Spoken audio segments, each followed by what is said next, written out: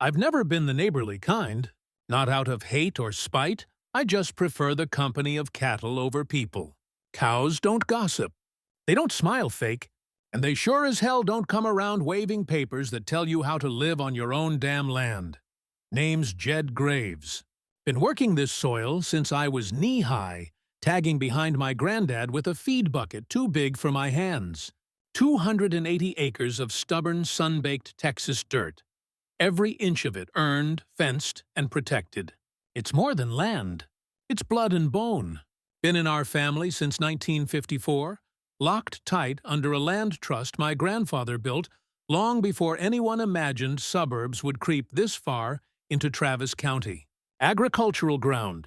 Not residential. Not commercial. And definitely not under any damn HOA. At least, that's how it was supposed to be. 2 years ago, the horizon changed. Where mesquite trees once stood, up popped a modern housing project. Sage Hollow Estates, all fake stone entrances and matching white fences, like someone tried to build a cowboy movie set and forgot the script. Their slogan was painted right on the sign: Country Living Simplified. Hell, it was more plastic than country. Their last row of houses sat so close to my south fence, you could toss a rock and hit their porches. Brand new homes for city folks chasing the ranch dream. The kind who like the smell of hay, but not the sound of mooing after sundown. At first, I let it be. They stayed on their side, I stayed on mine. I figured they'd gripe a bit when the wind carried the smell of manure their way. But they'd learn. Everyone does. Then came that first Sunday morning visit. I'd just finished feeding the herd and was fixing a broken fence post when I saw 2 strangers at my gate. Early 40s, smiles so stiff you could chip a tooth on them. The man had shiny boots that had never seen a lick of mud. The woman clutched a clipboard like it was a weapon. "Mr. Graves!" she called, all chirpy like a radio jingle. "We're from the Sage Hollow Estates Welcome Committee. Just wanted to stop by and say hello." I didn't wave, didn't smile, just walked up, wiped the sweat from my forehead, and stared right back at them. The man chuckled nervously. "We're gathering folks for our first community improvement meeting. You know, fence uniformity, lawn upkeep, livestock management." I cut him off before he could say another word. "Not interested," I said flat. "This here's private property. Always has been. I ain't in your HOA, and I don't answer to your clipboard." The woman blinked. "Well, technically, your land bordering ain't belonging, ma'am." I pointed toward the fence. "That line's been the boundary for 70 years. You cross it. You're trespassing." Their smiles wilted, but they didn't leave right away. "Well, we just want to keep things harmonious," the man added, trying to sound polite. I tipped my hat, dead-eyed. "We're plenty harmonious on this side of the wire." They left, walking back to their SUV plastered with Sage Hollow decals. I figured that was the end of it. It wasn't. First, it was once a month. Then every week. Different faces each time, all chirpy and friendly. Pretending it was just neighborly outreach. But it was always the same talk. Visual consistency, shared expectations, property values. Pretty words for you don't fit in. I stayed civil. Each time, I told them the same thing. "I'm not part of your HOA." One afternoon, when one of them claimed to have legal authority, I even pulled out my trust papers and shoved them under her nose. She barely skimmed it and said, "Well, the spirit of the law matters too." I looked her dead in the eye. The spirit don't draw property lines. Ink does. After that, the smiles turned to offers. People started showing up in shiny trucks, talking about development opportunities, asking if I'd ever thought about selling. One man even handed me a brochure titled, "When It's Time to Pass the Torch." That was the day I stopped being polite. I told the next visitor, plain and simple, "You show up here again, it won't be a friendly talk. It'll be a trespassing charge or the sound of a shotgun chambering. Depends on your attitude." The next morning, There they were again. 3 of them this time. One had a binder, one a camera, and one flying a drone over my barn. I walked up slow, calm as could be. "Y'all lost?" "Just verifying that your structures align with neighborhood standards," one of them said without shame. I leaned on the fence, stared hard. "Ain't your neighborhood. This is my land, my rules. This is your last warning." They didn't respond, just walked off like they owned the dirt under their shoes. But I saw the look, the smug one, the kind that says, "You'll regret saying no to us." That's when I knew they weren't done. After that, no more friendly visits. Now, they just stood outside the fence, whispering, snapping photos like investigators at a crime scene. I'd had enough. That weekend, I bought 4 trail cameras from a bait shop out near Bastrop, paid cash, hid them in feed buckets and an old birdhouse, motion-sensitive mics, too, and damned if they didn't work. A week later, I'm checking footage, and there's a man in a Sage Hollow HOA polo shirt standing 2 feet from my fence, zooming in on my barn. In the next clip, he's pointing toward my livestock pen, whispering to a woman in tortoiseshell glasses. I boosted the audio. "We can get animal control involved," he said. "Call it a safety issue. Maybe cite him for improper maintenance," she replied. That's when my stomach twisted. They weren't just nosy. They were plotting. Another clip showed a man halfway over my gate with a camera around his neck muttering, "We need to document this before he upgrades anything." Before I upgrade anything? That night, I started building a file. Names, dates, video clips. In 9 days, I had over 20 incidents. They thought they were building a case. They were building mine. A few days later, a silver SUV stopped by the eastern fence. Out stepped a guy in crisp jeans and desert boots, clean as a showroom. "You Jed Graves?" he asked. "Who's asking?" "Name's Brian Lee. I'm with a private investment group out of Austin. Heard about your property. Big fan of legacy landowners. Thought I'd make you an offer." I didn't move, didn't smile. Just stared. He chuckled nervously. "Relax, I'm not one of those HOA types. Frankly, I don't care for them either." Then he held up a glossy folder. "Above-market deal. You'd walk away with enough to retire twice." I stepped closer, not for the folder, but to get a good read on his eyes. They flicked toward my barn, my fields, like he already knew every acre. "You do this often?" I asked. "Do what?" he said. "Approach folks with offers they never asked for. On land you don't belong near?" He smiled that salesman smile. "Only when it's worth it." I pointed to the road. "Drive till you stop seeing fences. And keep driving." He laughed like he'd expected it, but his eyes told a different story. Later that night, I checked my footage again. There he was, 3 days earlier, same SUV, talking to a woman from the HOA, handing her something. That's when it clicked. This wasn't random. This was a plan. And if they thought they could force me off my own land, they were about to learn just how hard a Texas farmer can bite. I wasn't raised to start fights, but I sure as hell was raised to finish them. For a while after that run-in with the slick investor, things went quiet. Too quiet. No HOA people pacing the fence line, no drone humming over the barn. Almost peaceful. That's how I knew something was wrong.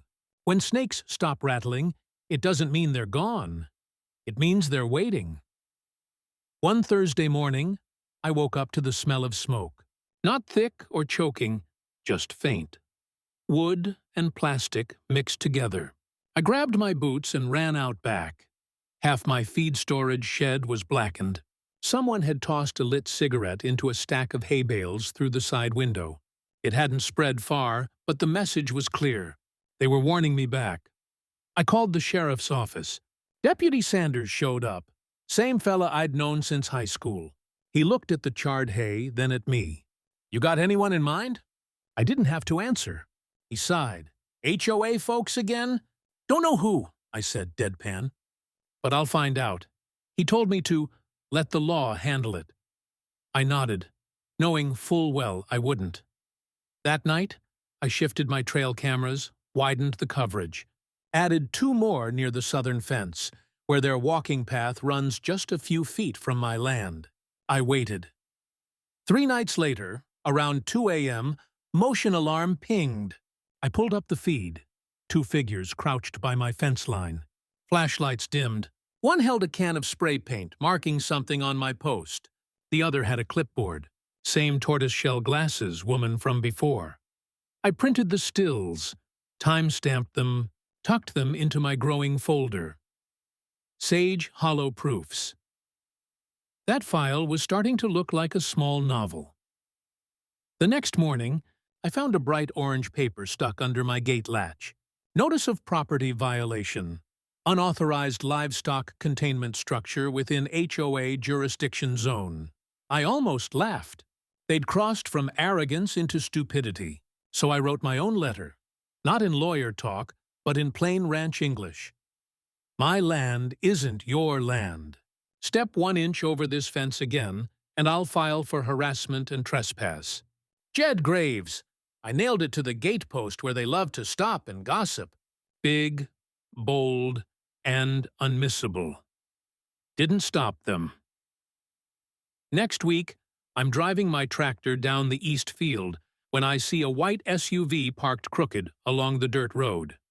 Sage Hollow HOA enforcement logo on the door. A man in khakis was standing on my side of the fence, measuring something with a tape wheel. I braked hard. "Hey!" I shouted, stepping down. "You realize you're trespassing?" He didn't even look up. "We're verifying boundary adjustments from county records." I walked closer, slow but steady. "Funny, I didn't authorize any adjustment." He gave a small shrug.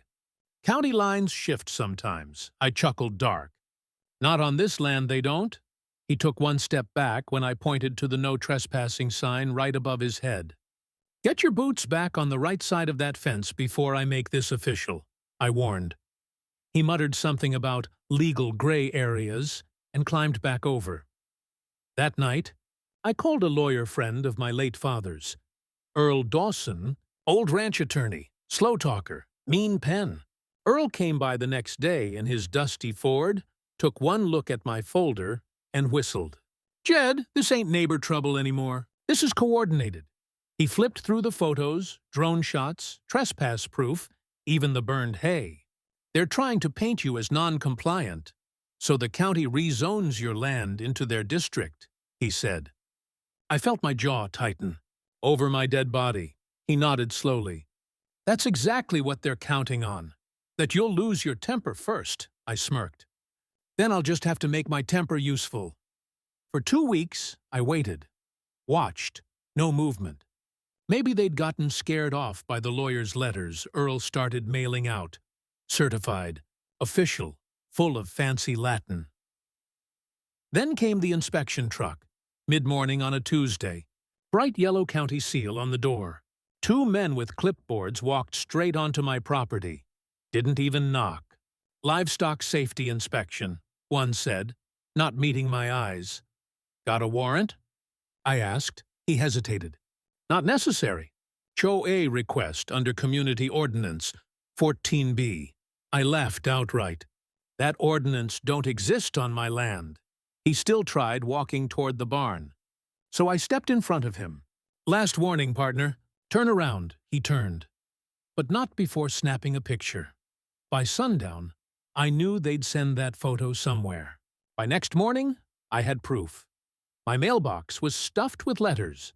Fake fines, HOA complaints, even a temporary injunction with a forged signature that wasn't worth the paper it was printed on. And at the bottom, 1 typed sentence in bold: "Failure to comply will result in escalation to law enforcement." That's when the fuse burned out. That evening, I saddled up the old Ford pickup and drove down to Sage Hollow's clubhouse. Big wooden sign, glass doors, little fountain that never worked right. I parked right in front. Inside, 4 people were mid-meeting, coffee cups and laptops scattered across a polished table. The tortoiseshell woman froze first. "You can't just walk in here," she snapped. I stepped inside anyway. "Already did." The man with the HOA badge stood up. "Mr. Graves, if you have concerns, you can submit them in writing." I laid the folder on the table with a loud thud. Photos, audio transcripts, letters, everything. "That's 2 months of proof," I said. "Every trespass, every drone, every lie. You send one more person onto my soil, and the sheriff, the county, and half of Austin's news outlets will see it." They exchanged nervous glances. One of them laughed, shaky. "This is all a misunderstanding." I pointed straight at the tortoiseshell woman. "Misunderstanding doesn't set my shed on fire." Silence. The man in the badge finally said, "You're making accusations you can't prove." I smiled. "That's the beauty of cameras, friend. They do the proving for me." I turned to leave, but paused at the door. "One more thing," I said quietly. "Tell your investor buddy Brian Lee I know about the deal. Next time he sets foot near my gate, he won't find it open." Then I walked out. For a while, it worked. No more visits, no more letters. But peace doesn't last long when money's on the line. A month later, my cattle stopped drinking from the southern trough. Water smelled foul, like someone poured chemicals into it. I had it tested. High traces of detergent and bleach.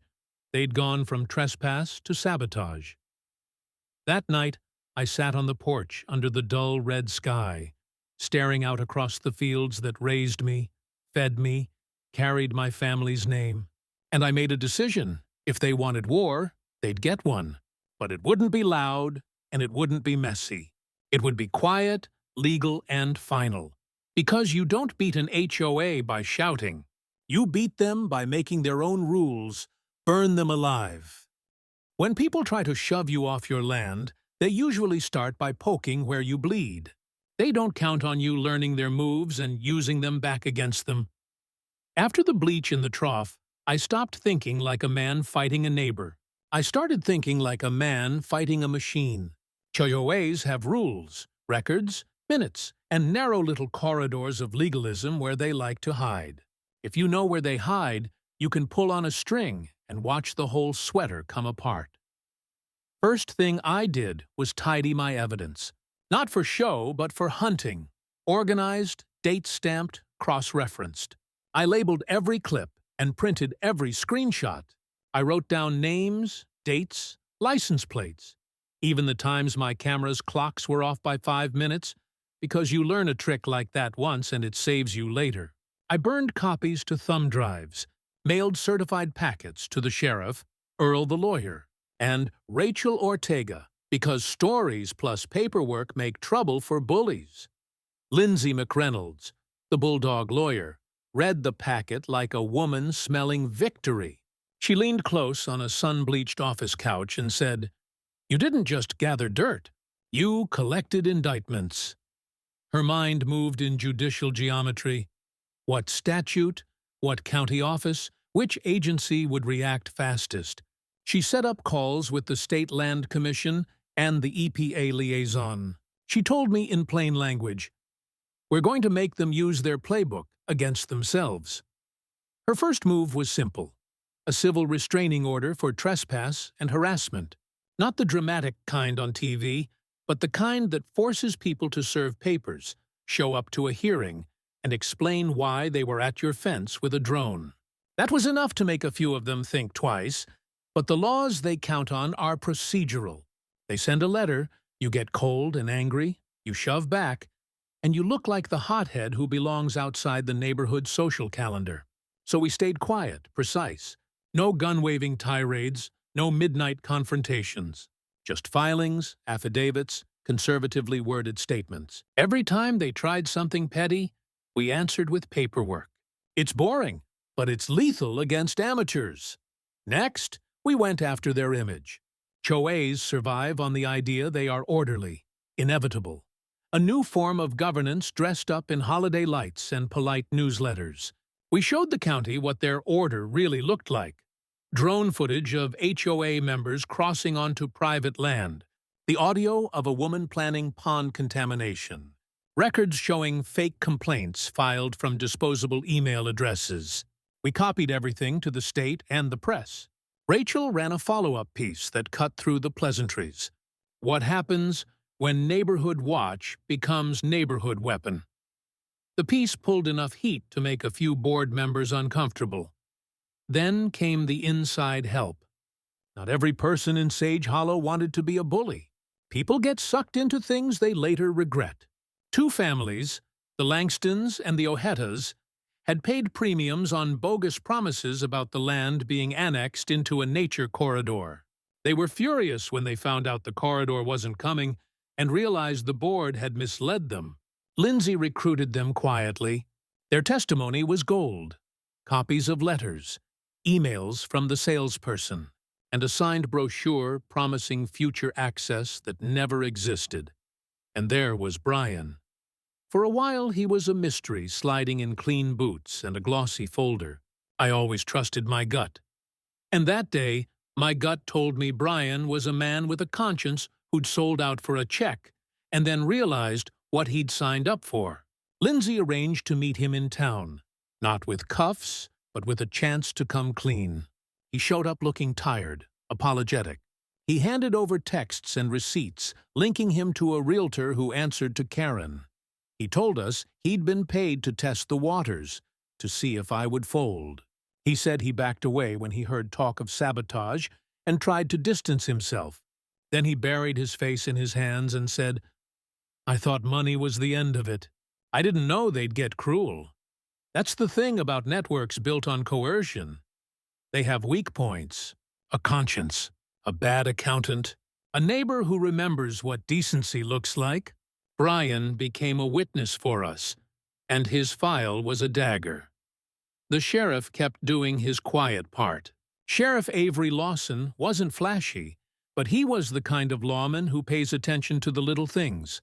Like when county inspectors suddenly show up with vague safety claims, but no test kits. He followed paper trails to shell accounts, subpoenaed realtor records, and, more importantly, preserved evidence when other officials tried to shrug it off. When the EPA team asked for the flash drive we'd turned in, he handed it over with a look that said, "This is bigger than property squabbles." While the legal wheels turned, we played another game. Leverage. Sage Hollow depended on the idea of order to maintain property values. The last thing an HOA wants is a state review that ends in fines or dissolution. We filed a petition with the State Land Commission accusing the HOA of soft annexation attempts and misrepresentation of zoning boundaries. We demanded an audit.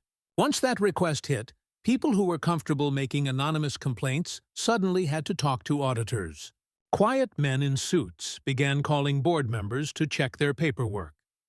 The HOA responded with denials and denser veils. Fake reports, forged signatures, a quick meeting to reaffirm community standards. But those forgeries had fingerprints, not literal ones, but emails and timestamps that led back to accounts that, once traced, led back to the realtor and Karen. We traced another line. Donations to political causes, paid for assessments that pulled in their vendors who suddenly didn't want to be subpoenaed. They tried one more gambit. Pressure. A group of men showed up at my gate one evening, smiling like mayors, offering mediation, promising restitution if I'd simply withdraw the state complaints. I told them I didn't barter with intimidation. I told them if they wanted to mediate, it would be in public, with lawyers and cameras. They left with tight lips. That night, a woman in Sage Hollow woke up to a crooked sign on her lawn. Ask Karen about the pond. Not an attack. Just a reminder, the heat climbed. With the state watching and the EPA digging, Sage Hollow's board lost its swagger. One by one, people who'd once cheered Karen's plans started calling Lindsay, whispering about what they'd seen. The panic created cracks. Board members who'd once been close-knit started sending each other messages that read like people trying to check quicksand without sinking.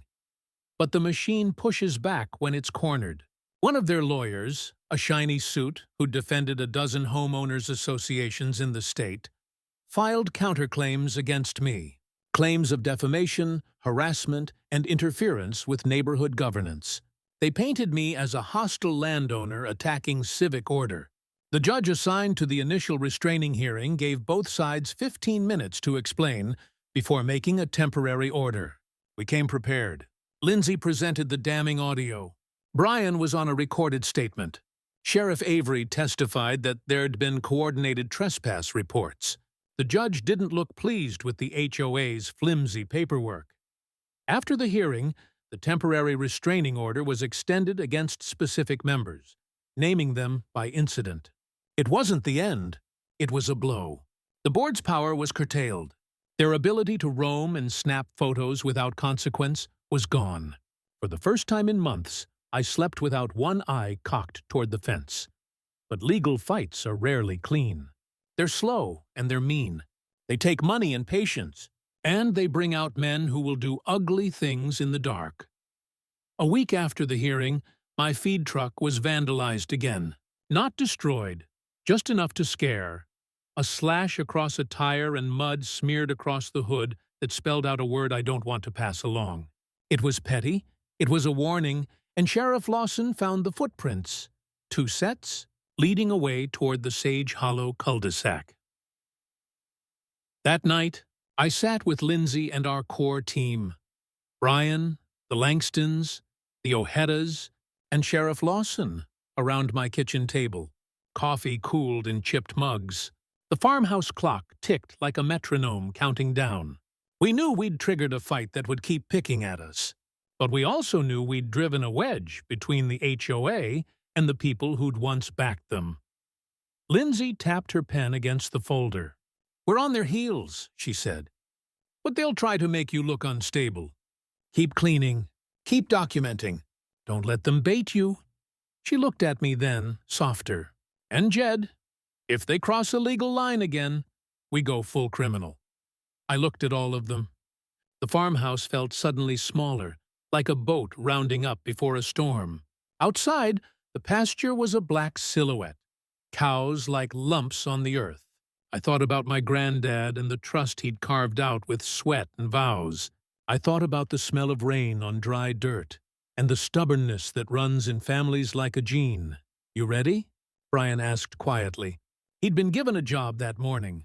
Drive down to the neighboring county, trace a septic service receipt, and meet someone who'd seen Karen at odd hours near the pond. Simple errands that felt dangerous now. I nodded. "We don't back down," I said. "We make sure they don't, either." We left the lights on that night and let the cameras roll. We added another battery-operated mic to the biggest oak where they'd been known to gather. The fight had gone from defending a fence to stripping the cloak off a small empire of intimidation. Their missteps would have to be mined, piece by piece, for the law to swallow them whole. As dawn burned a thin line across the pasture, I walked the southern fence. My hands felt the same roughness they always did. In that quiet, I decided something else. This campaign wouldn't just be about me. It would be about anyone who owns a piece of ground and doesn't want a corporation of neighbors telling them how to be. If the law could be turned into a weapon against the weak, then I'd learn how to wield it against the strong. And if, down the line, a judge asked why I'd fought so hard, I'd answer, in plain ranch language, because there are some things you don't sell, and some lines you don't let strangers redraw. We were still a long way from closing the case, but the first cracks had opened, and folks who once thought themselves untouchable were beginning to itch. The court date came faster than I expected. Word of the trial spread like wildfire. The farmer versus the HOA. Local reporters lined up outside the courthouse. Some folks came just to see if the old rancher from County Road 9 would really take down the people who'd been bullying half the town. When I stepped into that courtroom, hat in hand, I felt the weight of every acre I'd ever plowed. Across from me sat the HOA board, polished, smug, and whispering to their fancy lawyer like the outcome was already bought and paid for. But I had one thing they didn't: the truth. Their lawyer started smooth, talking about property boundaries and community standards. He made it sound like I was the crazy old man building illegal structures on shared land. The crowd murmured. The judge frowned. Then my lawyer, a quiet woman named Rachel, who'd grown up in this county too, stood up. She started laying it out, photo after photo, timestamp after timestamp. The drone footage of their trucks on my property. The survey reports proving that every inch of land they'd reclaimed was mine since 1974. And then came the recordings, audio clips from their own board meetings, leaked by a member who'd finally had enough. If Jed won't cooperate, we'll fence him out. He's too old to fight back. That played loud and clear across the courtroom. You could have heard a pin drop after that. Then it was my turn to speak. The judge asked if I had anything to say before the verdict. I stood, hat pressed to my chest. "Your Honor," I said, "I built that farm with my own 2 hands. I raised my kids there. I buried my wife there. These people didn't just take land. They tried to take away my peace, my dignity, my right to live free on what's mine. I warned them. I told them to stay off my farm. But they didn't listen. And now I reckon it's time they pay for it." The room went dead silent. The judge leaned back, took off his glasses, and sighed. "I've seen a lot of property disputes in my time," he said, "but this right here, this is greed, plain and simple." Then he slammed the gavel down. Judgment in favor of Mr. Graves. The HOA was ordered to pay full restitution for damages, legal fees, and property destruction, plus a hefty fine for trespassing and harassment. Their accounts froze. Their fences came down, and within a month, the entire HOA board resigned under public pressure. That night, I sat on my porch as the sun dipped behind the old oak trees. The air was cool, quiet, peaceful again. The fields stretched out like they used to. Open, wild, mine. Rachel stopped by with a bottle of sweet tea and a smile. "You did it, Jed," she said. "No," I told her.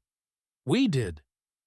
And maybe now they'll think twice before crossing someone who's got roots deeper than their greed." Weeks later, a for sale sign went up in front of the HOA office. Developers stopped calling. And slowly, the folks in the neighborhood started waving again. Not because they had to, but because they wanted to. Life went on. The land healed. And for the first time in a long time, so did I. As I watched the fireflies dance over my field that night, I thought about all the noise, all the fighting, all the warnings they'd ignored. They thought they could take what was mine, but in the end, they paid the price for messing with the wrong owner.